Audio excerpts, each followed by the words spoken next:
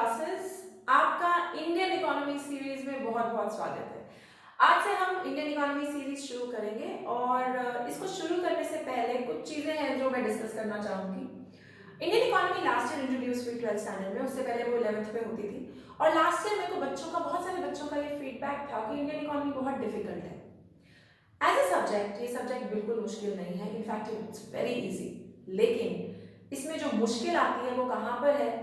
Pointers याद करने में, क्योंकि एनसीईआरटी का ही बुक फॉलो करना है और उसमें जनरली सारी चीजें पैराग्राफ्स में गिवन है, तो पॉइंटर्स निकालने फॉलो करने थोड़े मुश्किल हो जाते हैं। दूसरा, इसमें डेटा भर भर के है, क्योंकि the subject is about our history, मतलब where were we in terms of economy, economically, पैसा वाइज, फाइनेंशियली हम लोग कहाँ थे 1947 में और आज की डेट में हम कहाँ हैं। तो इस सब्जेक्ट में डेटा बहुत है और क्योंकि लास्ट ईयर से 20 मार्क्स के एमसीक्यूज, 1 मार्कर्स, ये सब इंट्रोड्यूस हो गए, तो डेटा याद करना थोड़ा मुश्किल हो जाता है। But I have your back. मैं I will try to ensure कि हम लोग हर चैप्टर को बहुत आसानी से करें।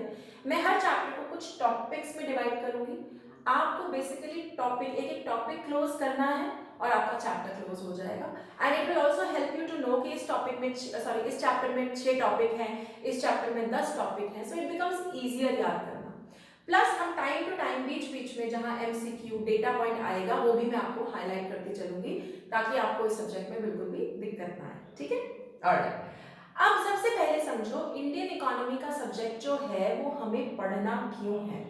मैंने पहले भी अपनी इंट्रोडक्टरी वीडियो में बताया था, Indian economy is basically a subject which tells you your history, तुम्हारी इकोनॉमिक हिस्ट्री, कि हम लोग कहाँ थे और कहाँ पहुंच गए।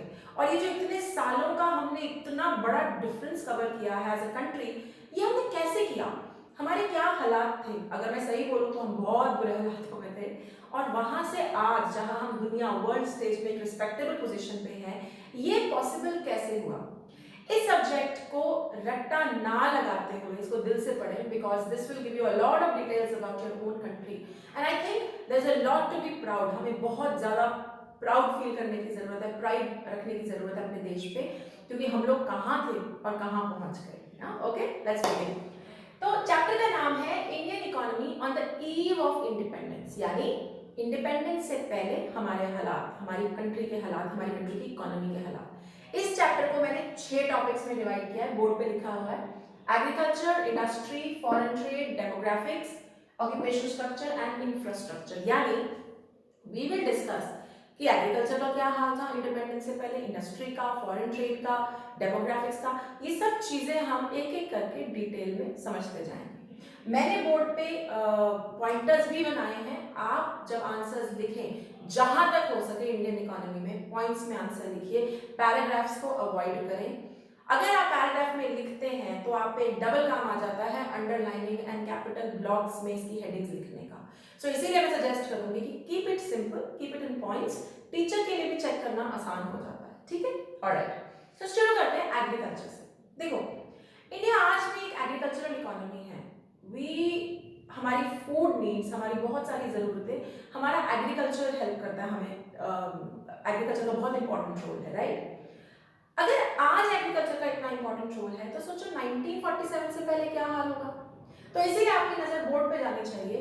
85% of our economy was agrarian, मतलब हमारा 85% इकोनॉमी एग्रीकल्चर में ही इन्वॉल्व थी। हमारे पास यही काम था, हम मेजरली यही काम करते थे। लेकिन क्या हमारे हालात बहुत अच्छे थे? मतलब हम एग्रीकल्चर कर रहे हैं तो क्या हम वाओ वंडरफुल एग्रीकल्चरिस्ट थे? नहीं, ऐसा बिल्कुल नहीं था। हमारे हाल बहुत बुरे थे। आप जानते हैं कि हम 200 सालों से अंग्रेजों के अंडर थे और उस टाइम पीरियड में पॉलिटिकल हिस्ट्री के अलावा काफी कुछ हुआ, वो अब आपका जानना बहुत जरूरी है। ठीक है, सबसे पहले low productivity. We had extremely low productivity. हमारे यहाँ प्रोडक्टिविटी का इतना बुरा हाल था, हम बहुत सारी जगह होने के बावजूद भी थोड़ी बहुत चीजें ही प्रोड्यूस कर पाते थे। अब यहाँ पे इस चीज को समझने के लिए 2 कॉन्सेप्ट समझना जरूरी है, production and productivity. What is the difference between production and productivity? अब मैं एग्जांपल लेती हूँ, you will understand. So for example, आपके पास 10 एकर्स की जगह है और आप 10 एकड़ पे 600 kgs का राइस उगाते हैं। 600 kgs ऑन 10 एकर्स। टोटल, मैंने टोटल बताया कि 10 एकड़ की जमीन पे 600 किलो अनाज उगाया मैंने। तो ये जो मैंने टोटल बताया ये प्रोडक्शन है। तो प्रोडक्शन क्या हुआ, टोटल आउटपुट जो एक पर्टिकुलर लैंड पीस से या कहीं से भी आता है उसे हम बोलते हैं प्रोडक्शन। तो फिर प्रोडक्टिविटी क्या है, प्रोडक्टिविटी है अगर मैं ये पता करना चाहूं, चलो 10 एकड़ पे तो 600 किलो अनाज बन गया, लेकिन अगर मैं ये पता करना चाहूं कि 1 एकड़ में कितना अनाज होगा, तो that will be productivity. So 10 acres is equal to 600 kgs, 10 एकड़ पे 600 किलो बना, तो 1 एकड़ में कितना बना, 600 बाय 10 into 1, यूनिटरी मेथड सीधा। ये जो 1 एकड़ पे जितना प्रोड्यूस आया उसे हम प्रोडक्टिविटी बोलते हैं। तो productivity is total production by total land piece, total area of the land, समझ में आ गया, कंप्लीटली कितना प्रोड्यूस किया बाय लैंड एरिया कितना था, ये प्रोडक्टिविटी। अब ध्यान करना, मैंने ये नहीं कहा कि प्रोडक्शन कम थी, प्रोडक्शन भी कम थी, बट यहाँ पे बात चल रही है प्रोडक्टिविटी की। हमारे देश के पास जितनी जगह थी और 85% of the land was aggregated, भाई सब कुछ एग्रीकल्चर के अंडर था, फिर भी जो हमारी उपज थी, जो हमारी प्रोडक्टिविटी थी वो बहुत कम थी। 1 एकड़ की जमीन पे जितना प्रोड्यूस हो सकता था, पोटेंशियल था, वो प्रोड्यूस नहीं हो पाता था, बहुत ज्यादा कम था। इसके भी कई कारण थे। एक कारण तो यही था कि हम कोई फर्टिलाइजर्स नहीं यूज करते थे, कोई नई टेक्निक्स नहीं यूज करते थे, वही पुराना जमाना चला आ रहा था, पानी भी नहीं था, इरिगेशन नहीं था। इंडिया में पानी बहुत है, लेकिन जहां है वहां से एग्रीकल्चरल लैंड तक लाने में बहुत दिक्कत थी, सिस्टम्स लगते हैं, कनाल्स बनानी पड़ती हैं, रूट्स निकालने पड़ते हैं, वो सब कुछ नहीं था, तो इसीलिए हमारी प्रोडक्टिविटी बहुत ज्यादा लो थी। ठीक है, सेकेंड पॉइंट, हमारे यहाँ there was something called zamindari system, land settlement system, zamindari system.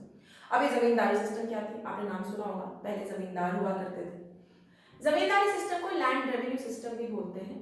इसमें क्या होता था, एक जमींदार होता था और एक ब्रिटिश गवर्नमेंट थी और एक इंडियन इंसान था, तो 3 बंदे, ध्यान करो, ब्रिटिश गवर्नमेंट, बीच में जमींदार और इंडियन बंदा।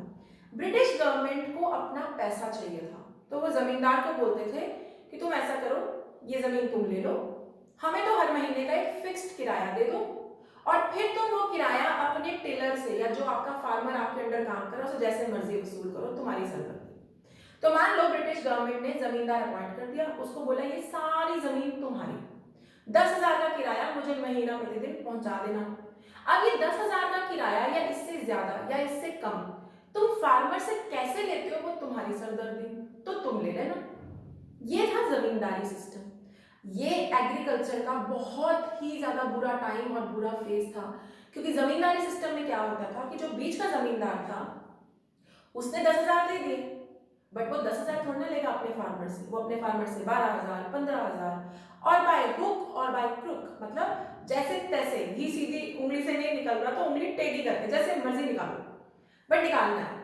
कभी उनको पैसे नहीं दिए, कभी उनका कभी खाना नहीं दिया, कभी उनको प्रोड्यूस नहीं दिया, मतलब जो उन्होंने बनाया था उसके पैसे नहीं दिए, ऐसा काफी कुछ चलता था। इस वजह से एग्रीकल्चर में बहुत ज्यादा दिक्कत आई थी, और ये हमारे एग्रीकल्चर का एक बड़ा इंपॉर्टेंट फीचर था बिफोर 1947। इस टॉपिक को मैं फिर से डिटेल में डिस्कस करूंगी अगली वीडियो में, क्योंकि इस पर बहुत लंबे लंबे क्वेश्चंस आते हैं। ठीक है, okay. Third, lack of irrigation, मैं कह चुकी हूँ, इरिगेशन होती नहीं थी। इस बात को समझना बहुत जरूरी है कि हमारा देश मॉनसून डिपेंडेंट है, आज भी, तब भी था, और हमारे यहाँ पानी की कोई कमी नहीं है, नदियां हैं, समुंदर है, लेकिन उस पानी को एग्रीकल्चरल लैंड तक लाने में गवर्नमेंट का एफर्ट लगता है, कनाल बनाने पड़ते हैं, जैसे मैंने कहा, सिस्टम लगाने पड़ते हैं, ट्यूबवेल खुदवाने पड़ते हैं। आप जानते होंगे आज भी ट्यूबवेल खुदवाना बहुत महंगा पड़ता है। तो आज भी 49% of the land he under irrigation है, तो तब की तो कोई बात ही नहीं थी, था ही नहीं पानी, तो ऑब्वियसली प्रोडक्टिविटी तो लो ही होनी थी। चौथा, कमर्शियलाइजेशन ऑफ एग्रीकल्चर, ये भी बड़ी इंटरेस्टिंग बात है हमारे ना। मैं चौथा करवाने से पहले एक बार फिफ्थ करवाती हूँ, फिर चौथे पर आऊंगी। ठीक है, फिफ्थ में है सबसिस्टेंस फार्मिंग। सबसिस्टेंस शब्द का मतलब होता है अपने लायक, अपने जोगा से बोलते हैं ना, you are farming only for your own needs. जब एक फार्मर सिर्फ उतना उगाता है जितना उसका और उसकी फैमिली को खाने में चाहिए, that is known as subsistence farming. अब सबसिस्टेंस फार्मिंग का प्रॉब्लम ये है कि आप अगर अपने लायक ही बनाएंगे, अगर आप एज अ फार्मर सरप्लस नहीं बनाएंगे, तो देश की जो कंप्लीट नीड है उसे कौन देखेगा, क्योंकि देश में हर कोई फार्मर तो है नहीं, खाना तो मुझे भी खाना है, तुम्हें भी खाना है, हम लोग फार्मर्स तो नहीं है।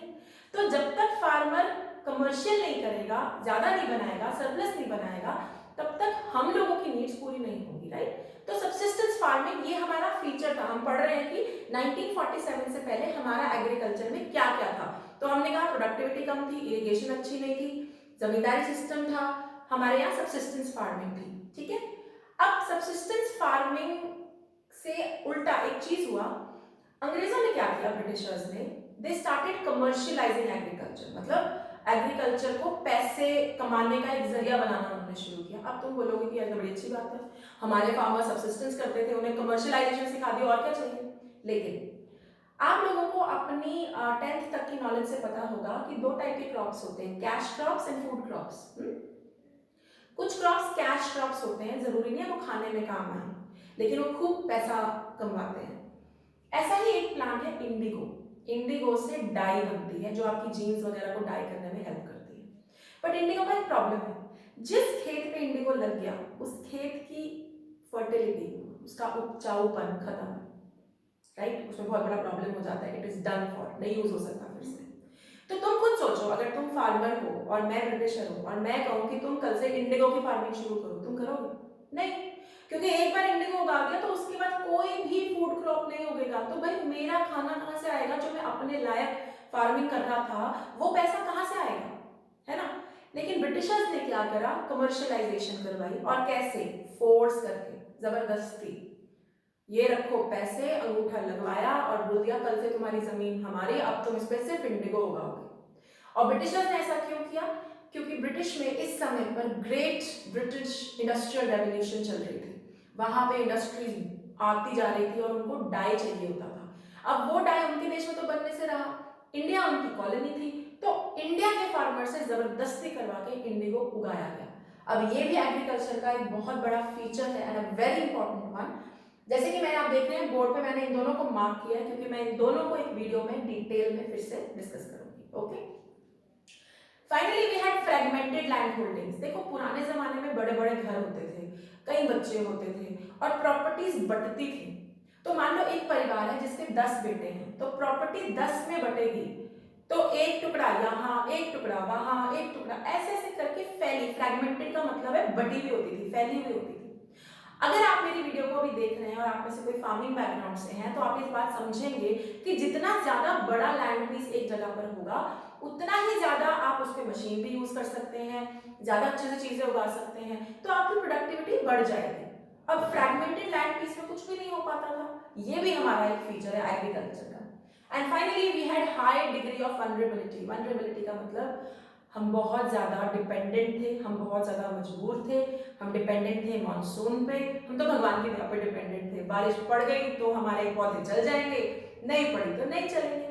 इसीलिए जो हमारी ओवरऑल नेशनल इनकम और पर कैपिटा इनकम, अभी के लिए इतना समझो, जो देश भर के पास पैसा था टोटल, और जो हर परिवार के पास पैसा था, पर कैपिटा होता है पर हाउस होल्ड, पर हाउस होल्ड के पास जो पैसा था वो ना के बराबर था, 0.5% की दर से ये बढ़ रहा था। आज की डेट में हम 6, 7, 8% की दर से बढ़ते हैं, उस समय में हम 0.5% की दर पे थे, वो भी बढ़ते नहीं थे, जहां थे वहीं रहते थे। अभी क्लियर? तो एग्रीकल्चर, हमारी पॉइंट्स याद रखने वाले, हमारी इकोनॉमी मेजरली एग्रीकल्चरल थी, 85%। हम लोगों का हाल बहुत बुरा था, we had low productivity, we had lack of irrigation, हमारे यहाँ जमींदारी सिस्टम था जो बहुत, it was a bad system actually for us. Irrigation नहीं थी, कमर्शियलाइजेशन हो रही थी, फार्मर्स को फोर्स किया जा रहा था, सब्सिस्टेंस फार्मर थी, लोग अपने लायक बनाते थे, ज्यादा पैसा नहीं कमाने की करते थे, लैंड होल्डिंग्स फ्रैगमेंटेड थी, एंड फाइनली वनरेबिलिटी बहुत ज्यादा थी, इसीलिए हम overall we were not doing very well in agriculture. I hope यहाँ तक आपको सारी चीजें क्लियर है। अगला टॉपिक हम अगली वीडियो में करेंगे। Okay, thank you.